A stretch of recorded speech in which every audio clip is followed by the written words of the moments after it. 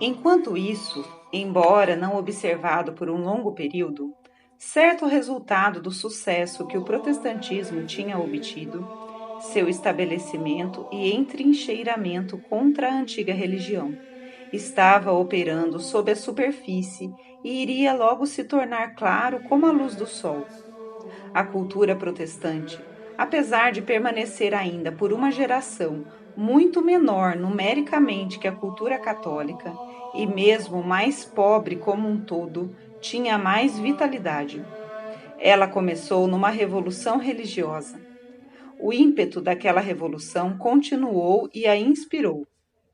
Rompeu antigos laços e tradições que constituíram a estrutura da sociedade católica por centenas de anos. O tecido social da Europa foi dissolvido na cultura protestante de um modo mais completo que na católica, e essa dissolução liberou energias que o catolicismo tinha retido, especialmente a energia da competição. Todas as formas de inovação foram naturalmente mais favorecidas na cultura protestante que na católica. Embora as culturas avançaram rapidamente nas ciências físicas, na colonização de terras distantes, na expansão da Europa pelo mundo afora. Mas os protestantes foram, em tudo isso, mais vigorosos que os católicos. Tomemos um só exemplo. Na cultura protestante, exceto em regiões remotas, o camponês livre, protegido pelos costumes antigos, declinou em número. Ele ia desaparecendo, porque os antigos costumes que o protegiam contra o rico foram rompidos. Homens ricos adquiriam as terras. Grande número de homens que antes possuía fazendas, agora não possuía nada. O moderno proletariado começava e as sementes do atual capitalismo foram semeadas. Podemos ver agora o mal que aquilo representava, mas na época isso significava que a terra estava sendo mais bem cultivada. Métodos científicos novos e melhores eram mais facilmente aplicados pelos ricos proprietários da nova cultura protestante do que pelo tradicional campesinato católico. E sem nenhuma restrição à competição, os ricos proprietários triunfaram.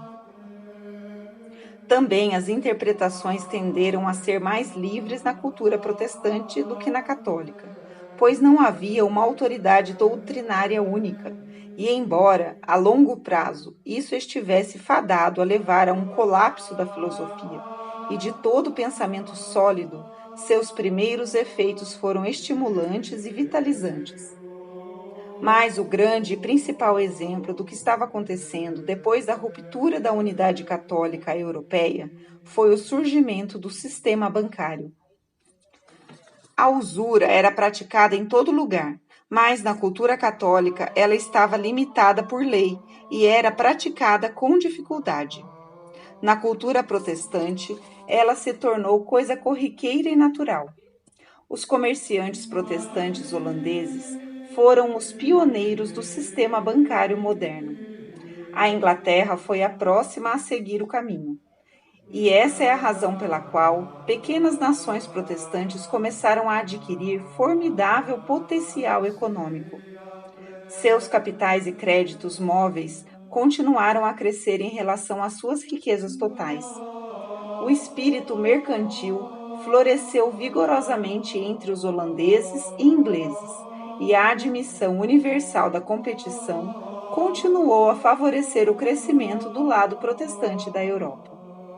Todo esse crescimento do poder protestante começava a se tornar claro uma geração depois da Paz de Westfália, 1648-1650 a 1720. Já não era mais subconsciente, mas consciente, e era sentido em toda parte, à medida que o primeiro terço do século XVIII progredia. Antes do final do século, havia um sentimento no ar de que, embora o catolicismo ainda mantivesse antigos tronos, com toda a sua glória tradicional, e mostrasse força, a coroa imperial, os estados papais, a monarquia espanhola, com seus enormes domínios além-mar, a esplêndida monarquia francesa, ainda assim, o futuro pertencia aos protestantes. O protestantismo, para usar uma frase moderna, estava se dando bem. Ademais, a confiança estava do lado protestante e o lado católico estava abatido. Um último fator estava grandemente a favor da cultura protestante. O declínio do sentimento religioso continuava em toda parte desde 1750, e esse declínio não feriu a princípio a sociedade protestante tanto quanto a católica. Na sociedade católica, ele dividiu os homens amargamente. O cético era aí o inimigo do seu pio conterrâneo. Os franceses, em alguma medida os italianos, muito mais tarde os espanhóis, mas os franceses, como pioneiros, estavam divididos entre si, enquanto que na cultura protestante diferenças de opinião e ceticismo eram comuns. Os homens se encaravam como coisas naturais. Assim, isso levava a cada vez menos animosidades pessoais e divisão social. Essa força interna da cultura protestante foi mantida até os tempos modernos e somente agora tem começado a se enfraquecer, através do efeito desintegrante de uma falsa filosofia. Um pouco mais de 150 anos atrás, mais menos de 200 anos, digamos entre 1760 e 1770, já devia estar claro para qualquer observador cuidadoso da nossa civilização que estávamos entrando num período em que o lado anticatólico, das duas metades em que a cristandade se partiu, estava prestes a se tornar a parte principal. A cultura protestante estava prestes a atingir a supremacia e a manteria, talvez por um longo período. De fato, não só a manteve, como aumentou seu domínio por mais do que uma geração, por algo em torno de 100 anos. Então, mas não antes do nosso tempo, ela começou a declinar. Os sinais externos ou políticos desse crescimento protestante eram o contínuo crescimento financeiro e do poder militar e naval daquele lado da Europa. O comércio inglês expandiu-se rapidamente. A Holanda continuou a incrementar seu sistema bancário e, mais importante, a Inglaterra começava a dominar a Índia. Do ponto de vista militar, os protestantes alemães produziram um novo e formidável exército, o prussiano, com uma forte disciplina coroada por vitórias. Algo que havia de ter um grande efeito, a esquadra britânica se tornou muito mais poderosa que qualquer outra frota, e sob sua proteção, o comércio e o controle inglês sobre todo o Oriente cresceu continuamente. Por terra, a Prússia começou a ganhar batalhas e campanhas. Esse sucesso não foi contínuo, mas consolidou uma tradição contínua. O seu rei-soldado, Frederico II, foi um dos grandes generais da história. Ao mesmo tempo, a cultura católica declinava neste mesmo campo político. A Áustria, isto é, o poder do imperador católico entre os alemães, diminuía seu poder. Assim acontecia com o vasto Império Espanhol, que incluía então a maior parte da América. Esses sinais externos de crescente poder protestante e de declínio do poder da cultura católica não foram senão efeitos de algo espiritual que estava acontecendo internamente. A fé estava desmoronando. A cultura protestante era imune ao crescimento do ceticismo. O declínio da aderência dos homens às antigas doutrinas da cristandade não enfraquecia a sociedade protestante. A tendência mental geral naquela sociedade era de que todo homem era livre para julgar por si mesmo, e a única coisa que se repudiava era que não se admitia era a autoridade de uma religião comum. Uma religião comum é da natureza da cultura católica, e assim o crescente declínio da crença foi ali devastador. Destruiu a autoridade moral dos governos católicos, que estavam intimamente relacionados à religião, e isso ou lançou um tipo de paralisia sobre o pensamento e a ação, como aconteceu na Espanha, ou como aconteceu na França, dividiu violentamente os homens em dois campos, o clerical e o anticlerical. Mesmo assim, apesar de conseguirmos hoje ver o que estava acontecendo no século XVIII, o homem daquele tempo não conseguia. A Inglaterra, com seu poder marítimo, dominou a Índia. A Prússia tinha se estabelecido como uma forte potência, mas ninguém previu que a Inglaterra e a Prússia iriam eclipsar a cristandade. A Índia iria produzir riqueza e poder para aqueles que a iriam explorar, e usando-a como uma base, iriam estabelecer seu poder comercial e bancário por todo o Oriente. A Prússia iria absorver os alemães e destronar a Europa. A Inglaterra, também por meio do seu poder naval, tomou a colônia francesa do Canadá. Mas ninguém naqueles dias dava muita importância a colônias, exceto como fonte de riqueza para a pátria-mãe, e o Canadá nunca tinha sido isso para a França. Mais tarde, quando a Inglaterra perdeu suas colônias na América do Norte e elas se tornaram independentes, isso foi erroneamente considerado um golpe de morte para o poder inglês no mundo. Poucos previram o que a nova República da América do Norte iria significar para o futuro. Sua vasta e rápida expansão e a sua imensa riqueza reforçaram a posição da cultura protestante no mundo. Só muito mais tarde foi que certa proporção de imigrantes católicos modificou de alguma forma essa posição, mas mesmo assim, os Estados Unidos permaneceram, durante seu extraordinário crescimento, uma sociedade essencialmente protestante.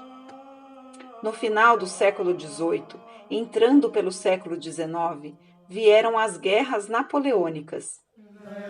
Elas também aumentaram a força do protestantismo e enfraqueceram ainda mais a cultura católica. Fizeram isso indiretamente, pois as questões então imediatas não eram tão mais excitantes e tão mais diretamente ligadas às preocupações dos homens que este efeito final e profundo foi pouco apreciado. Até hoje, há poucos historiadores que analisam a derrota de Napoleão em termos das duas culturas europeias contrastantes. A Revolução Francesa foi um movimento anticlerical e Napoleão, que foi seu herdeiro, não era um católico praticante e não se pode dizer que tenha voltado à fé, senão em seu leito de morte. Tampouco, apesar de todo o seu gênio, ele percebeu que a diferença religiosa está na raiz da diferença cultural, pois a geração a que pertencia não tinha qualquer concepção desse juízo profundo e universal. Contudo, é verdade que se Napoleão tivesse tido sucesso, a cultura preponderante da Europa teria sido católica.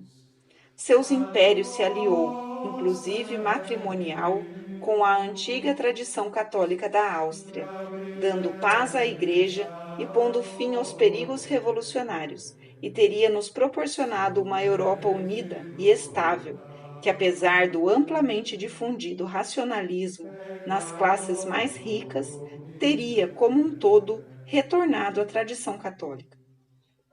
Napoleão, entretanto, simplesmente fracassou, e fracassou por ter calculado mal suas possibilidades na invasão da Rússia. Depois de seu fracasso, o processo de declínio, já há muito tempo em ação na cultura católica, continuou por todo o século XIX.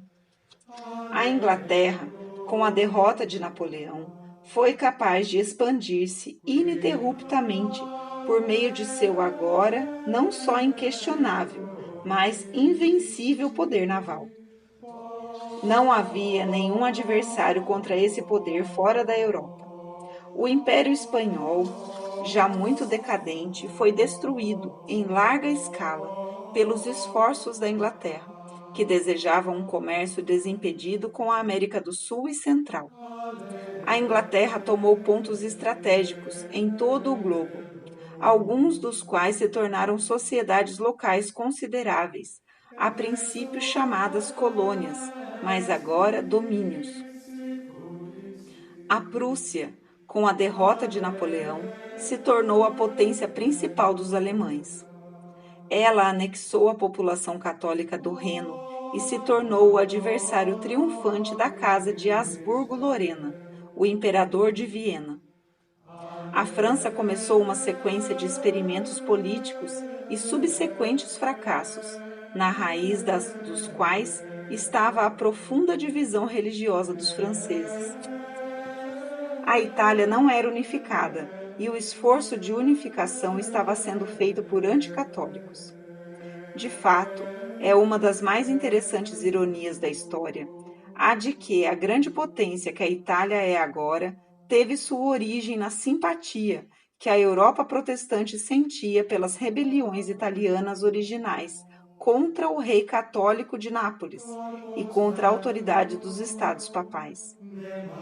Durante a maior parte de uma geração depois da derrota de Napoleão, outro grupo de importantes acontecimentos surgiu contra a cultura católica. Foi a série de vitórias esmagadoras obtidas pela Prússia no campo de batalha entre 1866 e 1871. Nesses 5 anos, a Prússia destruiu o poder militar da Áustria Católica e criou um novo império germânico, no qual os católicos foram cuidadosamente isolados da Áustria e formaram uma minoria que tinha a Berlim protestante como seu centro de gravidade. A Prússia também derrotou repentina e completamente o exército francês, tomou Paris e anexou o que quis do território francês. Este último acontecimento, a Guerra Franco-Prussiana, foi o mais importante de todos e poderia muito bem ter causado o fim da cultura católica na Europa por meio do estabelecimento da República Parlamentar Francesa, que ia de mal a pior nas leis e na moral, e da deteriorização da confiança dos franceses em si mesmos. O novo regime na França começou a arruinar a civilização francesa e a aumentar indefinidamente a facção anticatólica, que obteve e manteve o poder sobre o povo francês.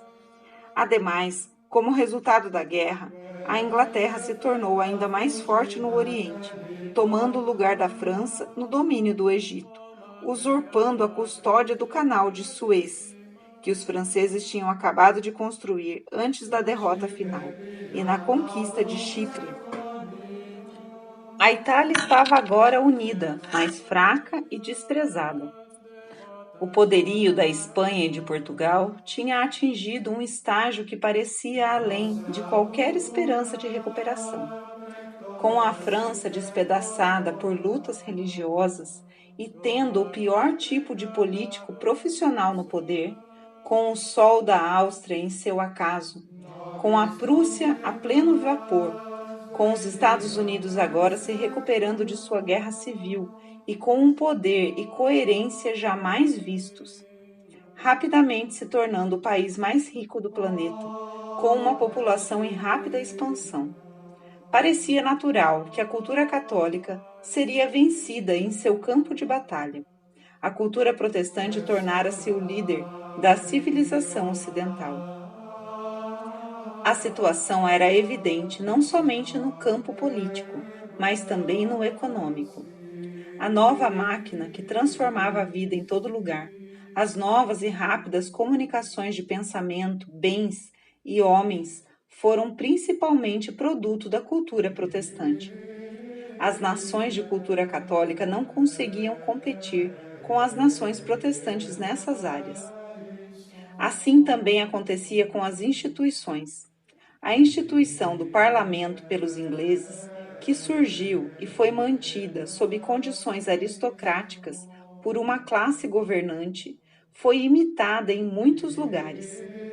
Ela era completamente inadequada para sociedades com um forte sentimento de igualitarismo, mas era tal o prestígio da Inglaterra que os homens copiavam as instituições inglesas sob todos os ângulos. Enquanto isso, o que poderia ser propriamente chamado de teste do destino da cultura católica, a Irlanda parecia dar sinais da ruína final de sua cultura. Metade da população irlandesa, havia muito sem a posse de suas terras, passava fome. A riqueza da Irlanda católica caiu tão rapidamente quanto subiu a da Inglaterra, e ninguém imaginava que a Irlanda, depois das horrorosas experiências do século XIX, poderia ressurgir dos mortos novamente. O Papa tinha sido despojado de suas rendas pela tomada de seus estados e era agora prisioneiro no Vaticano. Com todo o espírito do novo governo italiano, seu aparente soberano, cada vez mais oposto à religião. O sistema educacional da Europa se tornava cada vez mais divorciado da religião, e nos grandes países católicos ou se rompeu ou caiu em mãos anticatólicas. É muito difícil dizer quando muda a maré nos grandes processos da história. Mas uma regra pode ser sabiamente aplicada. A mudança da maré chega mais cedo do que os homens consideram, julgando pelos fenômenos superficiais. Qualquer grande sistema, o altamente centralizado Império Romano Ocidental, o Império Espanhol, o período de domínio turco do Oriente, o período das monarquias absolutas na Europa Ocidental, realmente começou seu declínio muito antes do observador externo conseguir notar qualquer mudança. Por exemplo, até 1630, os homens ainda estavam falando e pensando a respeito do poder espanhol como a maior coisa do mundo. E, na verdade, ele recebera o sopro da morte na Holanda, uma geração antes, e foi depois da Batalha de Rocroi, 19 de maio de 1643, que ele começou a sangrar vagarosamente até a morte. Assim aconteceu e acontece com a hegemonia protestante sobre a nossa cultura, com a liderança protestante e anticatólica da civilização ocidental. A maré mudou. Mas qual foi o momento da mudança? Quando aconteceu a calmaria? É difícil fixar a data, mas uma regra universal reza que, na dúvida entre duas datas, a anterior é preferível. Muitos colocariam os anos 1899 e 1901, a fatídica Guerra dos Boeres, como ponto de mutação. Alguns o colocariam mais tarde. Eu fixaria este ponto em torno dos anos 1885 e 1887. Parece-me que um observador universal, não polarizado pelo sentimento patriótico, fixaria aquele momento, ou no máximo 1890, como o ponto de inflexão da curva. Os poderes protestantes estavam aparentemente em seu auge, mas uma reação estava sendo preparada, e na próxima geração ela deveria se tornar aparente. Quaisquer que tenham sido as causas e as datas a serem fixadas, certamente algo entre 1885 e 1904, a maré estava mudando. Não estava mudando no sentido da restauração da cultura católica como líder da Europa, muito menos no sentido da reestruturação da Igreja Católica como o espírito daquela cultura. Mas as ideias e as coisas que constituíram a toda poderosa cultura oposta estavam se deteriorando. Esse declínio moderno da hegemonia protestante e sua sucessão por uma ameaça completamente nova e uma nova reação católica contra essa ameaça, descreverei agora. Qualquer que seja a data que consideramos para o apogeu do poder da cultura protestante, quer digamos que seu declínio começou antes de 1890, quer digamos que ele não é anterior a 1904, não há dúvida de que depois desta data, em outras palavras, nos primeiros anos do século XX, a supremacia da cultura protestante estava ameaçada. As várias heresias protestantes sobre as quais essa cultura foi fundamentada, e o espírito geral de todas essas heresias combinadas estavam em declínio. Assim, seu fruto, a hegemonia protestante sobre a Europa e o mundo ocidental, estava também em declínio. O protestantismo estava sendo estrangulado em suas raízes, em sua raiz espiritual. Portanto, os frutos materiais da árvore estavam começando a murchar. Quando estudamos detalhadamente o processo desse velado declínio da supremacia da cultura protestante, descobrimos dois conjuntos de causas. O primeiro, e aparentemente o menos importante, de grande importância talvez sob o ponto de vista da prosperidade, foi certa recuperação de confiança numa parte, mas somente numa parte, das nações de cultura católica, e ao mesmo tempo uma revitalização do ensino católico. Politicamente, não havia nenhuma reação contra a antiga força da cultura católica. Era justamente o contrário. A Irlanda continuava a declinar em população e riqueza, e estava agora mais sujeita do que nunca ao poder protestante. A Polônia não poderia, aparentemente, ter esperança de uma ressurreição. As divisões dentro da própria cultura católica atingiam seu pior estágio. Na França, que era o ponto-chave de tudo, a luta entre a Igreja e seus inimigos passou a ser encarada como natural, e a vitória desses inimigos parecia também natural. A religião estava se extinguindo nas escolas primárias. Grandes massas de camponeses estavam perdendo sua fé ancestral, e com o declínio da religião veio o declínio na arquitetura e nas artes, e pior de tudo, nas letras. A antiga lucidez de pensamento francesa começou a se tornar confusa. Não havia nenhum renascimento na Espanha e Itália, sob um poder parlamentar maçônico e com as diferenças em seus vários distritos. Era outra província de cultura católica que se enfraquecia. Mas já era aparente algum renascimento da religião nas classes mais ricas em todas as nações de cultura católica.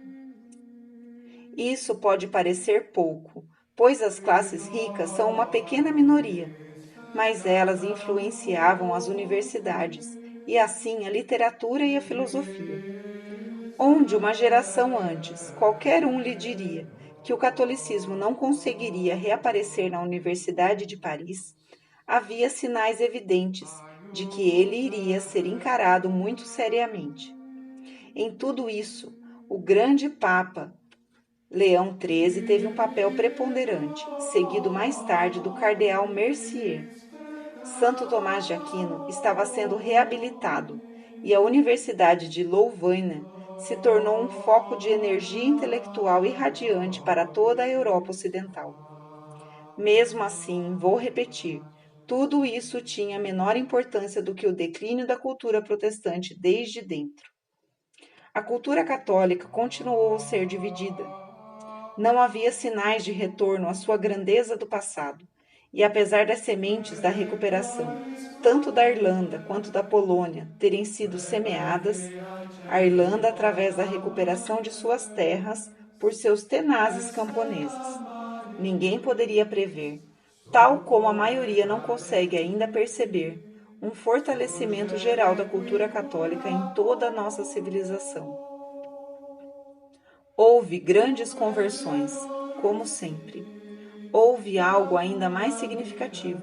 Grupos inteiros de homens eminentes, tais como os Brunetieri na França, que se tornaram cada vez menos simpáticos ao ateísmo e agnosticismo e que, sem se declararem católicos, eram claramente simpáticos ao lado católico.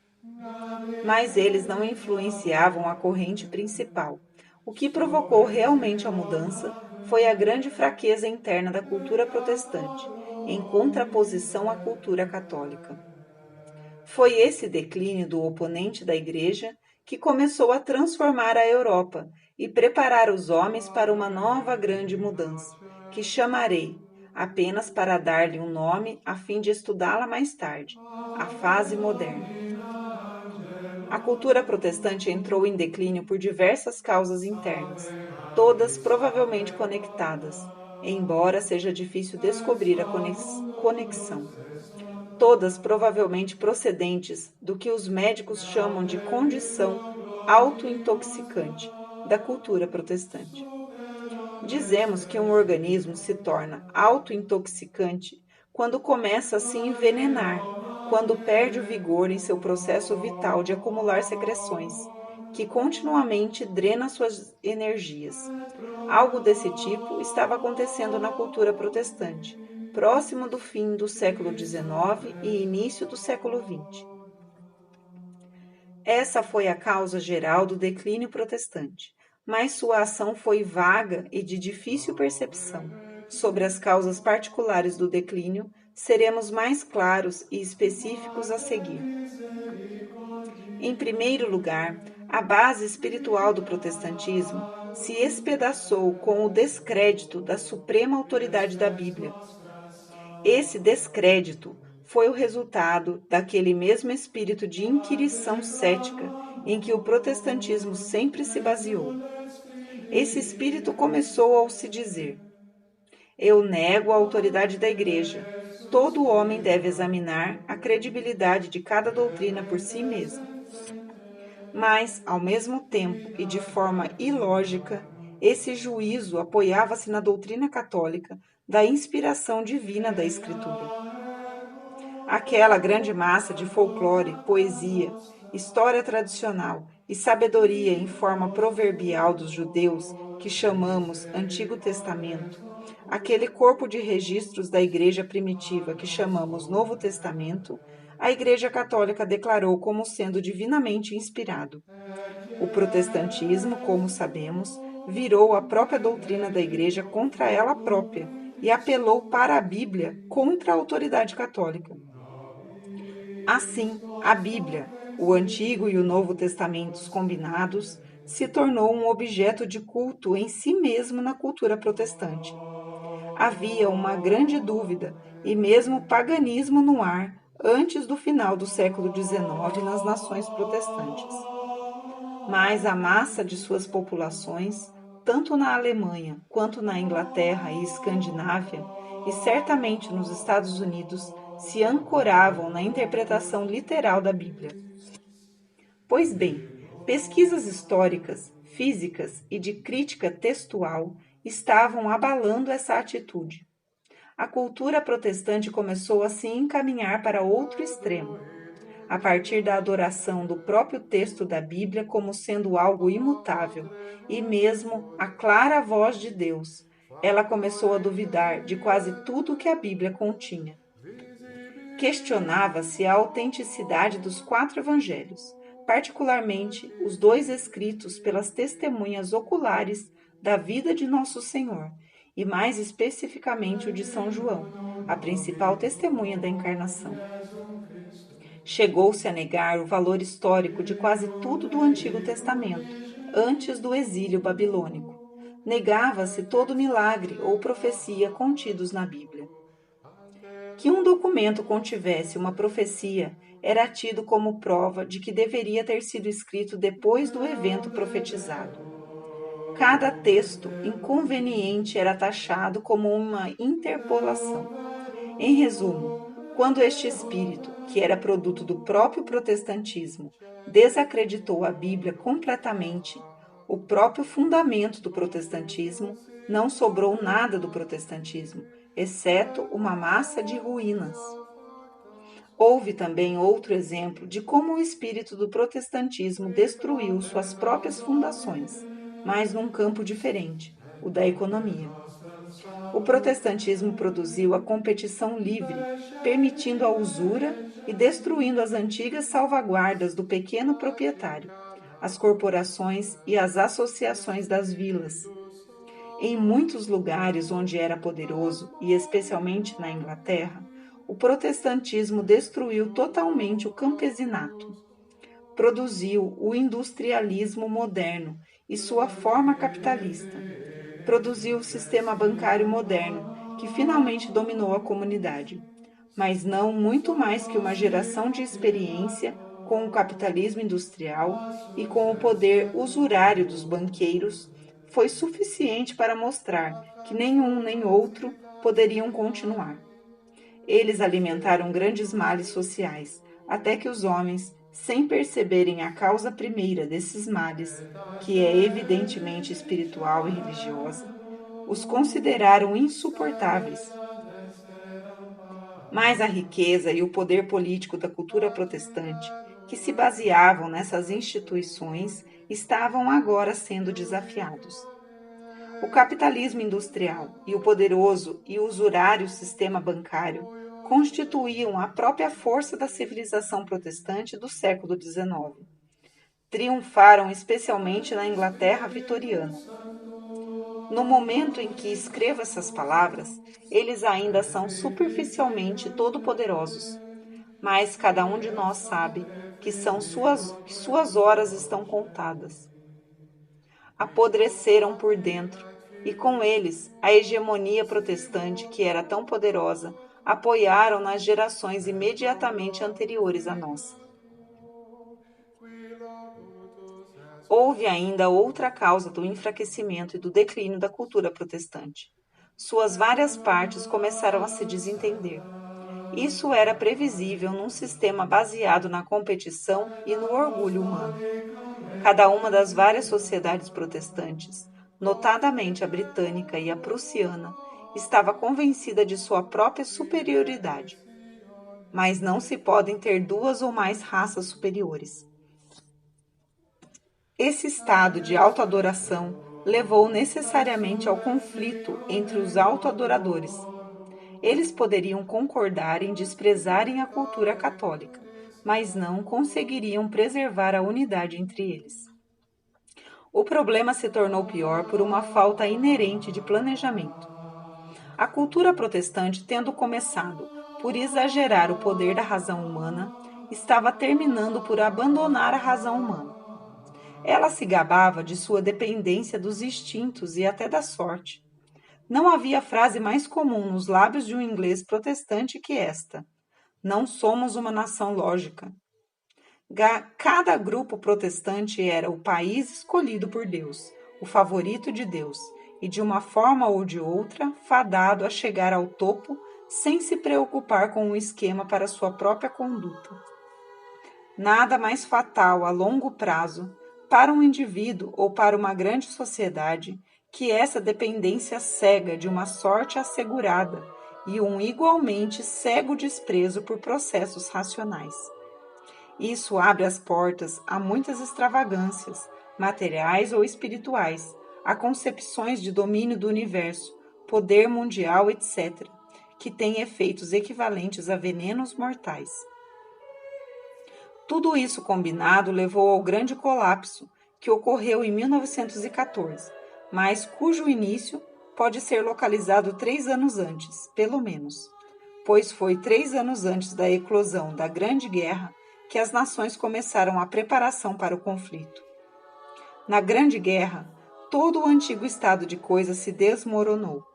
As instituições da hegemonia protestante, o controle social pelos bancos, a expansão da usura por meio de empréstimos internacionais, todo o sistema industrial baseado na competição, a descontrolada exploração de um vasto proletariado por uma pequena classe de capitalistas, sobreviveram apenas precariamente, ancoradas em todo tipo de subterfúgio, e isso somente em umas poucas sociedades.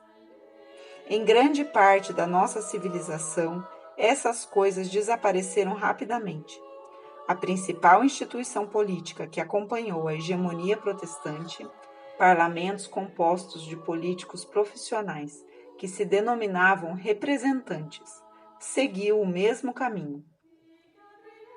Nossa civilização entrou num período de experimentos políticos, incluindo despotismo, cada um dos quais pode ser, e provavelmente será, efêmero, mas todos eles são, de qualquer modo, uma completa ruptura com o passado recente.